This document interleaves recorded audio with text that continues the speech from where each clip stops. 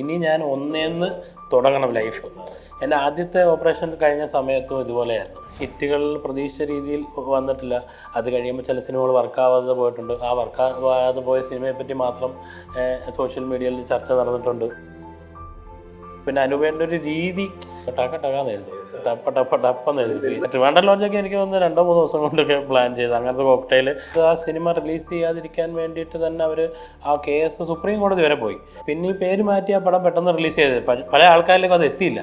ഈ മരണം എന്ന് പറഞ്ഞ പടമാണെന്നോ ആ ഫ്ലാറ്റിൻ്റെ കഥയാണെന്നോ ഒന്നും എത്തിയില്ല. ഹരീഷേട്ടൻ്റെ ഒരു ഗംഭീര ഒരു സ്ക്രിപ്റ്റ്, ഒരു സ്പോർട്സ് ബേസ് ചെയ്തിട്ടുള്ള ഒരു ഫുട്ബോളിൻ്റെ ഒരു കഥയാണ്. പുള്ളിയുടെ സ്ക്രിപ്റ്റ് ഇപ്പം എൻ്റെ കയ്യിൽ കൊണ്ട് തന്നു. നല്ല സാധനമാണ്. ആൾക്കാരിപ്പോൾ മലയാള സിനിമയിലേക്ക് കണ്ടന്റ് എത്ര പടം ചെയ്യുന്നതെന്ന് ചോദിച്ച് ഒരുപക്ഷെ കണ്ണു പറ്റിയതാണോ എന്ന് വരെ ആൾക്കാർ ചോദിക്കുന്ന അവസ്ഥയുണ്ടായി. സ്ക്രിപ്റ്റ് റൈറ്റേഴ്സിൻ്റെ ഒരു ഓർഡർ ചെയ്യാൻ നോക്കി. എനിക്കൊന്ന് ഫ്രം ദ ബിഗിനിങ് മലയാളത്തിൽ 2 പടം ഒഴിച്ച് ബാക്കി എല്ലാം ദിനേശ് പള്ളത്താണ്. എന്തുകൊണ്ടാണ് ദിനേശിനെ ഇങ്ങനെ ആവർത്തിച്ച് സീരിയൽ കാലം പോലെ തുടങ്ങിയ സൗഹൃദമാണ്? ദിനേശ് ആദ്യമായിട്ട് സീരിയലിൽ എഴുതാൻ വന്ന സമയത്ത് ഫസ്റ്റ് പരിചയപ്പെടുന്ന ആൾ ഞാനാണ്. പിന്നെ ദിനേശുമായിട്ട് മാനസികമായിട്ട് നല്ലൊരു അടുപ്പം വന്നു. ഈ പറഞ്ഞ പോലെ കഥകൾ അങ്ങോട്ടും ഇങ്ങോട്ടും ചർച്ച ചെയ്യുമ്പോഴും ഒക്കെ നമുക്ക് കൂടുതൽ എന്ത് കാര്യം ഒരു വേവ് ലെങ്ത് ഒക്കെ ഏറെക്കുറെ കറക്റ്റായിട്ട് വന്നു. പിന്നെ നല്ലൊരു മനുഷ്യനാണ്, നല്ലൊരു റൈറ്ററാണ്. ആ ഒരു ഇഷ്ടം ഇപ്പം ഈ പറഞ്ഞ പോലെ ഒരെണ്ണം കഴിഞ്ഞ് നമ്മൾ അങ്ങനെ ഇപ്പം ജയറാമേട്ടനൊരു സംഭവം പറയുന്നു, അതിൻ്റെ ഇടയ്ക്കാണ് സേതു ഒരു പടം വന്നത്. അതിൻ്റെ ഇടയ്ക്ക് ദിനേശ് എൻ്റെ അടുത്ത് ഈ ഫുഡ് ബേസ് ചെയ്തിട്ടുള്ള അത് മലയാളത്തിൽ നന്നായിട്ട് വർക്കായ ഒരു പടമാണ് ഈ പട്ടാഭിരാമൻ. അതിപ്പോൾ തമിഴിൽ ഡബ് ചെയ്തിട്ട് റിലീസ് ചെയ്തിട്ട് അത് ഭയങ്കര റീച്ചായി, ഭയങ്കര വ്യൂവർഷിപ്പ്, അതിന് ഭയങ്കരമായിട്ടുള്ള വ്യൂവർഷിപ്പ് വന്നു. അതിൻ്റെ പേപ്പറിലൊക്കെ ഹാഫ് പേജ് ആഡ് പട്ടാഭിരാമൻ എന്ന് പറഞ്ഞിട്ട് വന്നു. ആ വിഷയം നല്ലൊരു സംഭവമായിരുന്നു. അങ്ങനെ ഈ പറഞ്ഞ പോലെ അങ്ങനെ സംഭവിച്ച് പോയതാണ്. ഒരുമിച്ച് ഇഷ്ടമുള്ള ആൾക്കാരുടെ കൂടെ വർക്ക് ചെയ്യുമ്പോഴാണല്ലോ നമുക്കൊരു ഇത് വരുന്നത്. അങ്ങനെ ചെന്നു. പിന്നെ അനൂപേട്ടനുമായിട്ട് എനിക്ക് വളരെ അടുത്തൊരു അടുപ്പമുണ്ട്. ആദ്യത്തെ സിനിമയിൽ അതാണ് ചോദിക്കാൻ. അതെ അതായത് അനൂപേനോൻ്റെ എൻട്രി എങ്ങനെ ആയിരുന്നല്ലോ, അങ്ങനെ ഒരു വിഷയമുണ്ട്. കാരണം പിന്നെ വരാലോചിച്ചിട്ടാണ് പിന്നെ മീൻസ് പിന്നെ തിരക്കഥാകൃത്തായി. അതെ, തിരക്കഥാകൃത്ത്. അതിനുമുമ്പ് അഭിനയിച്ചിട്ടുണ്ട്. ചാണക്യസൂത്രമൊക്കെ ചാണക്യത്തിലുണ്ട്, നിങ്ങൾ പോലുള്ളവരെയും അതെ. അനുപേട്ടനുമായിട്ട് ഈ പറഞ്ഞ പോലെ എനിക്കൊരു ക്രിയേറ്റീവായിട്ടുള്ളൊരു അടുപ്പമുണ്ട്. അനുപേട്ടനുമായിട്ട് ഞങ്ങൾ ഒരുപാട് കഥകളൊക്കെ ചർച്ച ചെയ്തിട്ടുണ്ട്. പല പ്രോജക്റ്റുകളെ പറ്റി ചർച്ച ചെയ്തിട്ടുണ്ട്. ഇത് തന്നെ ഈ വരാൽ എന്ന് പറഞ്ഞത് തന്നെ നമ്മൾ കുറച്ച് നാൾ മുമ്പ്, 2 വർഷം മുമ്പ് ഇങ്ങനെ പ്ലാൻ ചെയ്തൊരു സബ്ജക്റ്റാണ്. അത് പെട്ടെന്നാണ് അനുപേട്ടൻ്റെ ടൈം ആർട്സ് സെബാസ്റ്റ്യൻ സാറുമായിട്ട് പറയുകയും അത് ചെയ്യാമെന്ന് പറഞ്ഞിട്ട് പെട്ടെന്ന് അതൊരു പ്രോജക്റ്റായിട്ട് മാറി. പിന്നെ അതിൽ അപ്പോഴത്തുള്ള രാഷ്ട്രീയ സംഭവങ്ങളൊക്കെ വെച്ചിട്ട് ചെയ്തൊരു പടമാണ്. ഞാൻ ചെയ്തതിൽ ടെക്നിക്കലി എനിക്ക് വളരെ ഇഷ്ടപ്പെട്ട, ഞാൻ വലിയൊരു വിജയം പ്രതീക്ഷിച്ച ഒരു സിനിമയായിരുന്നു വരാൽ. വേണ്ട വിധത്തിൽ ശ്രദ്ധിക്കപ്പെട്ടില്ല എന്നുള്ളത്. ആ സിനിമ നമ്മൾ പ്രതീക്ഷിച്ച പോലെ അത് വർക്കായില്ല. പക്ഷേ എനിക്ക് മാനസികമായിട്ട് ഇഷ്ടമുള്ളൊരു സിനിമയാണ്. അനൂപേട്ടനും ഏറ്റവും ഇഷ്ടപ്പെട്ട ഒരു സിനിമയാണ്. പക്ഷേ ഈ പറഞ്ഞ പോലെ തിയേറ്ററിൽ നമ്മൾ പ്രതീക്ഷിച്ച പോലെ ആ സിനിമ വലിയൊരു വിജയം ഞങ്ങൾ പ്രതീക്ഷിച്ചിരുന്നു ആ പടത്തിൽ. കാരണം അതിൽ 2020 ശേഷം ഏറ്റവും കൂടുതൽ ആർട്ടിസ്റ്റുകൾ ഒരുമിച്ച് അഭിനയിച്ച സിനിമയാണ്. എല്ലാവരും മനോഹരമായിട്ട് പെർഫോം ചെയ്ത സിനിമയാണ്. പിന്നെ ഒരു പൊളിറ്റിക്കൽ സിനിമ, ഒരു പൊളിറ്റിക്കൽ സിനിമയായിരുന്നു. അങ്ങനെ പ്രത്യേക രാഷ്ട്രീയങ്ങളൊന്നും ഇല്ലാതെ, എന്നാൽ കേരള രാഷ്ട്രീയം കുറച്ച് സീരിയസ് ആയിട്ട് ചർച്ച ചെയ്തൊരു സിനിമയാണ്. അതിൻ്റെ ഒരു ഹ്യൂമറോ പരിപാടിയൊന്നുമല്ല. ഇപ്പോഴത്തെ കാലഘട്ടത്തിൽ നടക്കുന്ന രാഷ്ട്രീയത്തിനെ, ഇനി വരാൻ പോകുന്ന ഒരു രാഷ്ട്രീയത്തിനെ പിന്നെ അനൂപേട്ടനെ എഴുതിയതിൽ വെച്ച് പുള്ളി സെറ്റിൽ വന്നിരുന്ന് എഴുതുന്നതാണെന്നൊരു പരാതിയുണ്ട്. ശരിയാണ്, അത് ആ സംഭവവികാസത്തിന് വേണ്ടി കാത്തിരിക്കും. അല്ല, ചില ആൾക്കാരുടെ രീതികൾ അങ്ങനെയാണല്ലോ. ഒരു സീൻ ഓർഡർ ഉണ്ടാവും, തുടക്കം മുതൽ ഒടുക്കം വരെയുള്ള സംഭവങ്ങളുണ്ടാവും. പിന്നെ ഇതൊക്കെ പൊളിറ്റിക്കൽ സിനിമയായതുകൊണ്ട് പിന്നെ അനുപേൻ്റെ ഒരു രീതി മീൻസ് അപ്പോഴാണ് അതിൻ്റെ ഒരു ഫുൾ ചാർജിലേക്ക് എത്തുന്നത്. പക്ഷേ പുള്ളിയുടെ കയ്യിലൊരു സാധനം ഉണ്ടാവും. അത് വെച്ചാണല്ലോ സിനിമ ചാർട്ട് ചെയ്യുന്നതും സംഭവം. ഫസ്റ്റ് സീൻ ഇത്, സെക്കൻഡ് സീൻ ഇത്, തേർഡ് സീൻ എന്ന് പറഞ്ഞ സാധനം ഉണ്ടാവും. ഈ ഡയലോഗുകൾ അപ്ഡേറ്റ് ചെയ്യുന്നത് ആ സമയത്ത് ടക്കാന്ന് എഴുതും. എഴുത്ത് തുടങ്ങിക്കഴിഞ്ഞാൽ ഈ പറഞ്ഞ തിരക്കഥ ഉണ്ടാക്കുന്ന പോലെ പുള്ളിയാണ് എനിക്ക് തോന്നുന്നു ഏറ്റവും ഫാസ്റ്റായിട്ട്. ട്രിവാൻഡ്രം ലോഡ്ജൊക്കെ എനിക്ക് തോന്നുന്നു 2-3 ദിവസം കൊണ്ടൊക്കെ പ്ലാൻ ചെയ്ത് അങ്ങനത്തെ കോക്ടെയിൽ, അങ്ങനത്തെ സിനിമകളെല്ലാം പുള്ളി ഹിറ്റായ പടങ്ങൾ പോലും ഈ പറഞ്ഞ വളരെ ഫാസ്റ്റായിട്ട് എഴുതുന്നത്. കാരണം ആ സാധനത്തിലേക്ക് പുള്ളി കയറി കഴിഞ്ഞാൽ പിന്നെ അത് ഇതാവും. പക്ഷെ ഈ കയറാനുള്ള സമയം കുറച്ചെടുക്കും. ഈ മരട് എന്ന് പറയുന്ന ഒരു സിനിമ, പക്ഷെ ആ പേരിലല്ല അത് പുറത്തിറങ്ങി അതെ അതെ അല്ലേ? അതെ അതെ അപ്പോൾ അത് അതിനെന്തെങ്കിലും പൊളിറ്റിക്സ് അതിന് പിന്നിൽ വലിയ അത് പ്രദർശിപ്പിക്കാനും അല്ലെങ്കിൽ അത് ചെയ്യാനും ഒക്കെ വലിയ പാടുപെട്ടിരുന്നു. ഒരുപാട് പാടുപെട്ടു. അത് ഒരുപാട് പാടുപെട്ടെന്ന് വെച്ചാൽ അത് ആ സിനിമ റിലീസ് ചെയ്യാതിരിക്കാൻ വേണ്ടിയിട്ട് തന്നെ അവർ ആ കേസ് സുപ്രീം കോടതി വരെ പോയി. താഴെ നിന്ന് കേസ് അടുത്ത് പോയി അത് എത്ര ഒരു 1.5 വർഷം അത് കേസ് പറഞ്ഞിട്ടാണ് പിന്നെ അവസാനം ഒരു കോംപ്രമൈസ് എന്നുള്ള രീതിയിലൊക്കെ വന്ന് പേര് മാറ്റി. അങ്ങനെ അവരുടെ ആരായിരുന്നു അതിൻ്റെ പിന്നിൽ പ്രധാനമായിട്ടും? അതിൻ്റെ പിന്നിലെന്ന് വെച്ചാൽ ഇത് ആ മരട് സംഭവത്തിനകത്ത് നടന്നതൊക്കെ ആ പടത്തിൽ തന്നെ ഞാൻ ഏറെക്കുറെ കാര്യങ്ങൾ ഓപ്പണായിട്ട് തന്നെ പറഞ്ഞിട്ടുള്ളതാണ്. അപ്പോൾ അത് അന്ന് അതിനെതിരെ കേസ് കൊടുത്തത് ബിൽഡേഴ്സാണ്. അവരുടെ ഒരു എതിർപ്പായിരുന്നു അല്ലേ? ബിൽഡേഴ്സാണ് അവരുടെ കേസും അവരുടെ സംഭവം വെച്ച് തന്നെയാണ് ചെയ്യുന്നത്. പിന്നെ ഹൈക്കോടതിയിലും സുപ്രീം കോടതിയിലും കേസ് കിടക്കുന്നുണ്ട്. അതിൻ്റെ വിധി വരുന്നതിന് മുമ്പ് പടം റിലീസ് ചെയ്യാൻ പാടില്ലെന്നും പിന്നെ അത് പക്ഷേ എങ്ങനെയൊക്കെയോ ഇത് ചോർന്നു പോയി. ഈ പടം കോടതി തന്നെ പടം കണ്ടു, പലതവണ കണ്ടു. പല കോടതികളും സിനിമ പലതവണ കണ്ടു.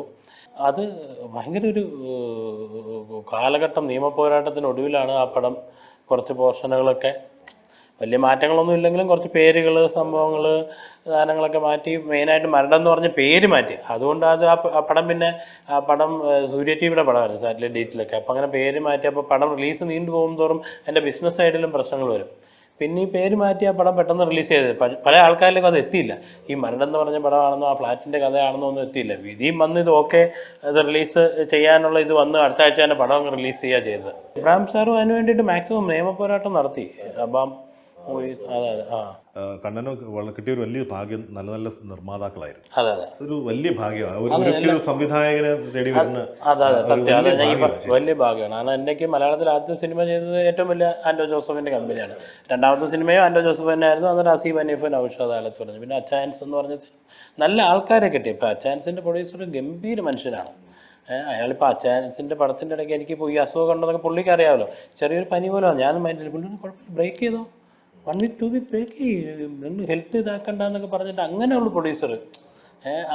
അത് ഭയങ്കര ജെന്യുവൻ പ്രൊഡ്യൂസറാണ്. പത്മകുമാർ, പുള്ളിയുടെ കൂടെ ദിലീപ്, അവർ രണ്ടുപേരും ജെന്യുവനാണ്. ഇപ്പോൾ ഈ ലാസ്റ്റ് എൻ്റെ ഓപ്പറേഷൻ സമയത്ത് പോലും ഞാനൊന്നും ആവശ്യപ്പെടാതെ തന്നെ എന്നെ ഇങ്ങോട്ട് വിളിച്ച്, കാരണം എന്തെങ്കിലും ആവശ്യമുണ്ടോ എന്ന് ചോദിച്ചിട്ട് നമ്മൾ ഹെൽപ്പ് ചെയ്ത ഒരാളാണ് അച്ചായൻസിൻ്റെ പ്രൊഡ്യൂസർ. പത്മകുമാറും ദിലീപ് അവർ അങ്ങനെ എല്ലാം നല്ല പ്രൊഡ്യൂസേഴ്സിനോടൊപ്പം തന്നെ വർക്ക് ചെയ്യാൻ പറ്റി. അത് തന്നെ ഒരു വലിയ അനുഗ്രഹമാണ്. അത് തന്നെ ഒരു സംവിധായകനെ സംബന്ധിച്ചിടത്തോളം നല്ല നിർമ്മാതാക്കളെ കിട്ടുക എന്നുള്ളതാണ്.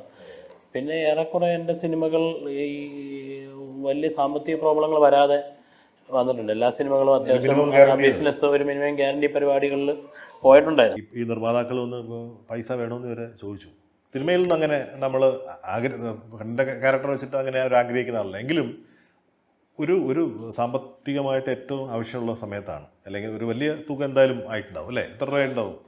നല്ല എമൗണ്ടായി. നല്ല 2-3 സർജറികൾ അടുപ്പിച്ചടുപ്പിച്ച് വന്നില്ല, വലിയൊരു എമൗണ്ടായി. അപ്പോൾ അത്തരം സമയത്താണ് ഒരു നമ്മുടെ കൂടെ ഉള്ളവർ നമ്മളെ സഹായിക്കണം എന്ന് ഞാനൊരു വലിയൊരു സന്ദേശത്തിന് വേണ്ടി കൂടിയാണ് പറയണത്. കാരണം ഞങ്ങളൊപ്പം ഉണ്ട്, പ്രാർത്ഥനകളുണ്ടെന്ന് പറയുന്ന വെറുതെ ഒരു വെറും വാക്കിനപ്പുറത്തേക്ക് സാമ്പത്തികവും വലിയ വിഷയമാണല്ലോ. ഇപ്പം കണ്ണനെ സംബന്ധിച്ചോളം കുറച്ച് അങ്ങനെ വലിയ പ്രശ്നങ്ങളൊന്നും ഉണ്ടാവണം, പക്ഷേ അത് ആഗ്രഹിക്കുന്ന അതുള്ളവർക്ക് കൊടുക്കേണ്ട ഒരു ബാധ്യത നമ്മുടെ സിനിമാ താരങ്ങൾക്കോ അല്ലെങ്കിൽ നമ്മുടെ സിനിമയിലുള്ളവർക്കോ ഇല്ലേ? ഇപ്പം എന്നെ സംബന്ധിച്ചോളം എൻ്റെ ഏറ്റവും അടുത്ത സുഹൃത്തുക്കളൊക്കെ നമ്മുടെ കൂടെ എല്ലാ രീതിയിലും ഫിനാൻഷ്യൽ പോലും സപ്പോർട്ട് ചെയ്തിട്ടുണ്ട്. പിന്നെ പ്രാർത്ഥനകളാണ് നമുക്ക് സിനിമയിൽ നിന്ന് കൂടുതലും കിട്ടുന്നത്. അത് പക്ഷേ നമ്മളുടെ കൂടെയുള്ള, നമ്മളെ അറിയാവുന്ന ആൾക്കാർ, നമ്മുടെ കൂടെയുള്ള ആൾക്കാരൊക്കെ നമ്മളെ സഹായിച്ചിട്ടുണ്ട്. പിന്നെ കാറ് വരെ വിൽക്കേണ്ടി വന്നു എന്നൊക്കെ പറഞ്ഞ് ഞാൻ കേട്ടിരുന്നു. അതാ ഞാൻ ചോദിച്ചത്. അങ്ങനെ ഒരു അതെ അതത് ലാസ്റ്റ് സമയമായപ്പോൾ നമുക്ക് ഈ പ്രതീക്ഷിക്കാതെ 2 സർജറികൾ വന്നു. ഏറ്റവും പ്രിയപ്പെട്ട ഒരു കാറായിരുന്നു, ഭയങ്കര ആഗ്രഹം കൊടുത്ത് വാങ്ങിച്ചല്ലേ, ഫോർച്യൂണർ വാങ്ങിച്ചാണ് ഫോർച്യൂണർ. അത് പക്ഷേ അവസാന നിമിഷം വിറ്റിട്ടാണ് ബാക്കി സംഭവങ്ങൾ ചെയ്യേണ്ടി വന്നത്. എന്നാലും നമ്മൾ സഹായിച്ച പോലെ ഇപ്പോൾ ജയറാമേട്ടനാണെങ്കിലും പിഷാരടി ആണെങ്കിലും ഉണ്ണിമൂന്തനാണെങ്കിലും അതൊക്കെ നമ്മളെ ഹരീഷേട്ടൻ അങ്ങനെ പല ആൾക്കാരും നമ്മളെ സഹായിച്ചിട്ടുണ്ട് കേട്ടോ. നമ്മൾ ആരെടുത്തും അങ്ങനെ സഹായം വേണമെന്ന് പറഞ്ഞാൽ ചോദിച്ചിട്ടില്ല. ഒരു പക്ഷേ ഞാൻ അങ്ങനെ ചോദിച്ചിരുന്നെങ്കിൽ ഒരുപാട് പേര് സഹായിച്ചിരുന്നേനെ. നമ്മൾ അസോസിയേഷൻ്റെ സൈഡിൽ നിന്നൊക്കെ നമുക്ക് സപ്പോർട്ട് കിട്ടിയിട്ടുണ്ട്. അങ്ങനെ ചോദിക്കാതെ അറിഞ്ഞ് ചിലപ്പോൾ നമുക്കൊരു സാമ്പത്തിക ആവശ്യമുള്ള സമയമാണെന്ന് അറിഞ്ഞ് ചെയ്ത സുഹൃത്തുക്കളുണ്ട്. അത് മതി, അത് തന്നെ നമ്മൾ ആഗ്രഹിക്കുന്നുള്ളൂ. അതും വലിയ കാര്യമാണ്, ചെറിയ കാര്യമായിട്ടല്ല. ചെറിയ കാര്യമല്ല, അത് വലിയ കാര്യമാണ്. എങ്കിലും നമ്മൾ ചില സ്ഥലത്ത് സാമ്പത്തികമായി സഹായിക്കേണ്ടവരെ അതിനെ അറിഞ്ഞു തന്നെ ചെയ്യണം. അത് ദൈവം നമുക്ക് ചില സുഹൃത്തുക്കളെ ചില സമയത്ത് തരും. ഇപ്പം നമ്മുടെ വളരെ അടുത്ത സുഹൃത്തുക്കളുണ്ട്. ഇപ്പം എൻ്റെ ഏറ്റവും അടുത്ത ചില സുഹൃത്തുക്കളുണ്ട്, ഇപ്പോൾ പോളേട്ടൻ, ജിബിച്ചേട്ടൻ എന്നൊക്കെ പറഞ്ഞ് ചില ആൾക്കാരെ ദൈവം നമുക്ക് ചില സമയം സഹായിക്കാൻ വേണ്ടി തരും. നമ്മൾ ദൈവത്തിനെ മറന്ന് നമ്മളൊന്നും ചെയ്യുന്നില്ലല്ലോ, നമ്മൾ ആരെയും ഒരു ദ്രോഹിക്കുന്നില്ല, നമ്മൾ സിനിമയെ ഭയങ്കരമായിട്ട് സ്നേഹിക്കുന്നു, സിനിമ നമ്മളെ തിരിച്ച് സ്നേഹിക്കും. ഇതിലും വലുതായിട്ട് എന്നെ സിനിമ തിരിച്ച് സ്നേഹിക്കുമെന്ന് പ്രതീക്ഷിച്ച് തന്നെയാണ് ഞാൻ ജീവിതം മുന്നോട്ട് കൊണ്ടുപോയിക്കൊണ്ടിരിക്കുന്നത്. പൂർണ്ണ ആരോഗ്യവാനത്തോടെ അത് അടുത്ത പുതിയ സിനിമ ചെയ്യാതിരിക്കുന്നത്. അപ്പോൾ ഞാൻ ഏറ്റവും പുതുതായിട്ട് കേട്ടത് ഹരീഷ് പെരടിയുടെ ഒരു തിരക്കഥയിൽ ഹരീഷ് ചേട്ടൻ്റെ ഒരു ഗംഭീര ഒരു സ്ക്രിപ്റ്റ്, ഒരു സ്പോർട്സ് ബേസ് ചെയ്തിട്ടുള്ള ഒരു ഫുട്ബോളിൻ്റെ ഒരു കഥയാണ്. പുള്ളിയുടെ സ്ക്രിപ്റ്റാണ്, പുള്ളി അത് എഴുതി തീർത്ത് സ്ക്രിപ്റ്റ് ഇപ്പം എൻ്റെ കയ്യിൽ ഉണ്ട്. കൊണ്ടു തന്നു. നല്ല സാധനമാണ്. എനിക്കൊന്ന് വരാനുള്ള സമയത്താണോ ഈ ഇതിൻ്റെ കഥ, അതിന് മുമ്പേ ഉണ്ടായിരുന്നു? അല്ലല്ല, വരാലിൻ്റെ സമയത്ത്, അതിന് മുമ്പേ ഞങ്ങൾ വർഷങ്ങളായിട്ടുള്ള അടുപ്പമുണ്ട്. വരാലിൻ്റെ സമയത്ത്, അത് കഴിഞ്ഞിട്ടുള്ള സമയത്താണ് ഈ സബ്ജക്റ്റിനെ പറ്റിയിട്ട് എൻ്റെ അടുത്ത് പറയുന്നതും. പുള്ളി അത് എഴുതി തീർന്നു. പുള്ളി തമിഴ് നല്ല തിരക്കാണ്, അതിൻ്റെ ഇടയിൽ പുള്ളി സമയം കണ്ടെത്തി അത് എഴുതി തീർത്തു. അത് കന്നഡത്തിലെ ഒരു വലിയ ആക്ടറുടെ വിത്ത് ഡേറ്റും ഉണ്ട്, കന്നഡം മലയാളവും കൂടെ ഒരുമിച്ച് ചെയ്യാൻ വേണ്ടിയിട്ടുള്ളൊരു സംഭവമാണ്. ആ സമയത്ത് തന്നെ എനിക്ക് സത്യത്തിൽ ഇങ്ങനെ പടങ്ങൾ ഇങ്ങനെ എന്തോ ഒരു ദൈവാധീനം പോലെ വന്നുകൊണ്ടിരിക്കുന്ന ഒരു സമയമായിരുന്നു. ആൾക്കാരിപ്പോൾ മലയാള സിനിമയിൽ കണ്ടൻ എത്ര പടം ചെയ്യുന്നതെന്ന് ചോദിച്ച് ഒരുപക്ഷെ കണ്ണ് പറ്റിയതാണോ എന്ന് വരെ ആൾക്കാർ ചോദിക്കുന്ന അവസ്ഥയുണ്ടായി. കണ്ണ് തട്ടിയോ? അതെ. അങ്ങനെ വീണുപോയി 2 വർഷം. എനിക്ക് അങ്ങനെ വന്നു. ഇപ്പോൾ വന്നു, ഉടുമ്പിൻ്റെ ഹിന്ദി ചെയ്യാൻ പോകുന്നു. അപ്പോഴത്തെ ഹരീഷ് ചേട്ടൻ്റെ പടം കന്നഡ അത് റെഡിയായി, അത് ആക്ടറുമായിട്ട് സംസാരിച്ചു. കന്നഡത്തിലെ സതീഷ് നിൻസം എന്ന് പറഞ്ഞ ആക്ടറായിരുന്നു. അപ്പോൾ ഹരീഷ് ചേട്ടൻ ഒരു തമിഴ് പടം അവരോട് ചെയ്തപ്പോൾ ഈ കഥ സതീഷുമായിട്ട് സംസാരിച്ചു. ഞാനപ്പോൾ സതീഷിനെ, എനിക്ക് പുള്ളിയുടെ നേരത്തെ ലൂസിയ എന്ന് പറഞ്ഞ ഒരു പടം ഞാൻ നേരത്തെ കണ്ട്, ഭയങ്കര ഹിറ്റായ ഒരു ചെറിയ പരിപാടിയായിരുന്നു. അപ്പോൾ ഇയാളെ ഞാൻ അന്ന് നോട്ട് ചെയ്തിട്ടുണ്ട്. അപ്പോൾ ഹരീഷ് ചേട്ടൻ പറഞ്ഞു, ഞങ്ങൾ പിന്നെ ബാംഗ്ലൂർ പോയി പുള്ളിയെ കണ്ടു, സംസാരിച്ചു. അപ്പോൾ എനിക്കങ്ങനെ 2-3 പടം ഇങ്ങനെ വന്ന സമയത്താണ് പെട്ടെന്ന് ഈ ഹെൽത്ത് വിഷയം വന്നിട്ട് ഈ പ്രൊജക്റ്റുകളെല്ലാം ഓട്ടോമാറ്റിക്കലി മാറിപ്പോലും. പിന്നെ ഒരു 2.5 വർഷത്തെ ഗ്യാപ്പ് എന്ന് പറഞ്ഞപ്പോൾ എല്ലാ പ്രൊജക്റ്റുകളും ഇപ്പോൾ മാറിപ്പോയിട്ടുണ്ട്. പിന്നെ ഞാനിപ്പോൾ ഇങ്ങനെ ചെയ്യുകയാണെങ്കിൽ ഹരീഷ് പെരടിയുടെ തിരക്കഥയിലുള്ള ആദ്യത്തെ സിനിമയായിരിക്കും അത് ചെയ്യുന്നത്. ഹരീഷ് പടം ആദ്യം ചെയ്യുന്ന പടം ഏതാണെന്ന് ഞാൻ ഇതുവരെ ഒരു തീർപ്പായിട്ടില്ല എന്ന് വെച്ചാൽ, ഇപ്പോൾ അർജുൻ സാറിൻ്റെ പടം പറഞ്ഞു, പക്ഷേ അർജുൻ സാർ ഒരു തെലുങ്ക് പടം ചെയ്തത് റിലീസിനുണ്ട്. അപ്പോൾ അതിനുശേഷമാണ് അതിൻ്റെ പരിപാടികളിലേക്ക് പോകുന്നത്. ഞാൻ സത്യത്തിൽ മനസ്സുകൊണ്ട് ചെറിയൊരു ഗ്യാപ്പ് കൊടുത്തിരിക്കുകയാണ്. ഒരു അങ്ങനെ ഇനി ചെയ്യുന്ന പ്രൊജക്റ്റ് ഒരു വമ്പൻ പരിപാടിയായിട്ടാണ് ഇനി ചെയ്യുന്നത്. അങ്ങനത്തെ ഒരു വമ്പൻ പരിപാടി പ്രൊജക്റ്റ് ചെയ്താൽ മതി, ഒരു തിയേറ്റർ എക്സ്പീരിയൻസ് ഉള്ള സിനിമ. ഇപ്പോൾ സിനിമ അങ്ങനെ ആയാലും തിയേറ്ററിലേക്ക് ആളുകൾ വരണമെങ്കിൽ അത്രയും തിയേറ്റർ ഒരു എക്സ്പീരിയൻസ് ഉള്ള വലിയ സിനിമ കൊടുക്കണം. അങ്ങനെ സിനിമ ആലോചനയുണ്ടോ? അങ്ങനെ സിനിമ ആലോചനയുണ്ട്. അതിൻ്റെ സ്ക്രിപ്റ്റായി, അതിൻ്റെ ഏകദേശമായി. നമ്മൾ അതിൻ്റെ ഭാഗമായിട്ടാണ് ഉണ്ണി മൂന്നിനെ നേരത്തെ വിളിക്കുന്നുണ്ടായിരുന്നു. അല്ല, അങ്ങനെ ഒരു പ്രസാദ് പണിക്കർ എന്ന് പറഞ്ഞ റൈറ്ററാണ്. അയാളൊരു 3-4-5 വർഷം കൊണ്ട് അത് റിസർച്ച് ചെയ്തൊരു സബ്ജക്റ്റാണ്. അപ്പോൾ അതിലൊക്കെ എനിക്ക് ഈ പറഞ്ഞ പോലെ ഈ ഗ്യാപ്പ് കിട്ടിയപ്പോൾ, ഇത് കഴിഞ്ഞിട്ട് ഈ റെസ്റ്റ് കാലഘട്ടമൊക്കെ കിട്ടിയതുകൊണ്ട് അതിനകത്തൊക്കെ ഒന്ന് ഇരിക്കാനും അതൊക്കെ ഒന്ന് വർക്ക് ചെയ്യാനും ഒക്കെയുള്ള ഒരു സമയം കിട്ടില്ല. അത് ഹൊററല്ല, അതൊരു ഒരു പീരിയഡും ഇതും കൂടെ വരുന്ന ഒരു സംഭവമാണ്, ഒരു വലിയ പരിപാടിയാണത്. അപ്പോൾ അതിൻ്റെ സ്ക്രിപ്റ്റ് ലോക്കാക്കിയിട്ടില്ല, അതിൻ്റെ സീൻ ഓർഡർ ഓക്കെ ആയി. ഇനി അതിൻ്റെ അടുത്ത ഫസ്റ്റ് ഡ്രാഫ്റ്റ് റെഡിയായി. പിന്നെ അതിൻ്റെ അടുത്ത ഇനി ആർട്ടിസ്റ്റോട് കഥ പറയണം. ഞാൻ ഇനി ഒന്നേന്ന് തുടങ്ങണം. ഞാൻ ഈ ഓപ്പറേഷൻ, ഈ പരിപാടി കഴിഞ്ഞപ്പോൾ ഞാൻ വീണ്ടും പഴയ അവസ്ഥയിലേക്ക് എത്തി, സാമ്പത്തികമായിട്ടും എല്ലാ രീതിയിലും. ഇനി ഞാൻ ഒന്നേന്ന് തുടങ്ങണം ലൈഫ്. എൻ്റെ ആദ്യത്തെ ഓപ്പറേഷൻ കഴിഞ്ഞ സമയത്തും ഇതുപോലെയായിരുന്നു. അത് കഴിഞ്ഞാണ് ഞാൻ സിനിമ ചെയ്തു തുടങ്ങിയത്. അതിനു മുമ്പ് ഞാൻ ടെലിവിഷൻ ഇത് കഴിഞ്ഞിട്ട് സിനിമ പ്ലാനിങ് നടന്നുകൊണ്ടിരിക്കുന്നതിൻ്റെ ഇടയിലാണ് എനിക്ക് ഓപ്പറേഷൻ വന്നത്. ഓപ്പറേഷൻ കഴിഞ്ഞപ്പോൾ ഞാൻ 0 ബാലൻസിലെത്തി. അവിടെ നിന്നാണ് ഞാൻ പിന്നെ ഇത്രയും സിനിമകൾ ചെയ്ത് അടുത്തൊരു ഓപ്പറേഷൻ ചെയ്യുന്ന അവസ്ഥയിലേക്ക് എത്തിയത്. ഇപ്പോൾ ഇനിയും ഞാൻ ഇനിയും പിച്ച വെച്ചിട്ട് ഇനിയും 0 ബാലൻസിൽ നിന്ന് ഞാൻ തിരിച്ചു വരാം. അല്ല, ഒരു കാര്യം ഉറപ്പിക്കാം. കാരണം കണ്ണനെ പോലെ ശശിയേട്ടൻ തന്നെ എവിടെയൊക്കെ എഴുതിയ എൻ്റെ കൂട്ടത്തിലെ മിടുക്കൻ അസോസിയേറ്റുകൾ എന്നാണെന്ന് ശശിയേട്ടനെ പോലെയുള്ള ഒരാൾ പറഞ്ഞു. അതെ, മംഗളത്തിലെ ലേഖനം. അപ്പോൾ തീർച്ചയായിട്ടും അത് നിങ്ങളുള്ള വിശ്വാസമാണ്, നിങ്ങളുടെ ക്രാഫ്റ്റിലുള്ള വിശ്വാസമാണ്.